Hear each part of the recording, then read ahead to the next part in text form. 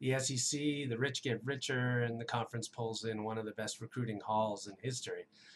Look at Texas A&M.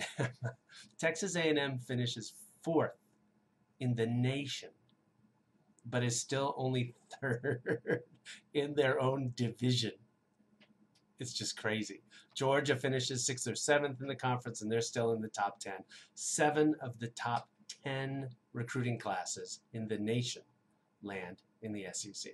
Clearly, the first nod goes to Alabama. Simply a ridiculous class. Ridiculous. 6 of the top 15 kids. 6 of the top 15. There's 2,000. There's more than 2,500 kids that will sign FBS letter of intents, or that did sign FBS letter of intents. Alabama gets 6 of the top 15. It's just ridiculous. It almost assures you of a national championship at somewhere down the line. The interesting thing was that their division rival LSU actually stole the PR thunder on National Signing Day with a great class of their own. Neck and neck, LSU finished with kids ranked in the top 10 in their position at almost every need that they had. The rich get richer. An interesting factoid for those of you out there keeping track at home, scoring at home. Georgia put more kids into the SEC, the state of, than any other state. 52 compared to Florida's 50. Guess who was third? It wasn't Texas. It's Mississippi. Mississippi put more kids into the SEC this year than Texas, Alabama, and Louisiana. How about Tennessee and Kentucky? Start with Tennessee, a great class, whether you do it by quality or quantity. And there was a lot of quantity in Knox Vegas. What a great class Butch put together. There's a lot to work from there.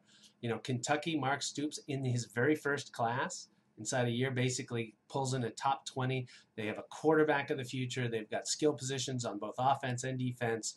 A great class for the University of Kentucky. While we're on it, can we talk a little bit about this whole Tennessee class? I mean, can we give up this illusion that we're somehow, soft cap? We've got red shirting, gray shirting. Now we've got blue shirting. Soon we're going to have pink shirting. Counting backwards, counting forwards. It's ridiculous. Until college football as a sport comes up with a way of figuring out how conferences handle signing day, you're not going to have equity across the sport. It's hard to say struggling. I mean, clearly Pinkel wasn't able to take the success on the field in 2013 and translate it into a top recruiting class in terms of the competition that he has within the conference. But, there are a few people in this sport that do a better job of coaching up talent, and I think that Pinkel feels that he has the players that he needs in order to accomplish that. Arkansas, Brett, you're going to have to do better than that. You're going to have to do better than that to compete at this league. And then the Vandy, the debate is, did Mason do the right thing, trying to jam in some 2-star players there at the end just to get to 22? I know you got to have depth in order to compete at this level, but you might have been better off saving some of those scholarships. For those of you that are SEC haters out there, and I don't know why you're watching this, but if you are, I've got some bad news for you. They've already put together the top 100 for the 2015 recruiting class. Of that 100, there's 22 that have given verbal commitments. Of those 22,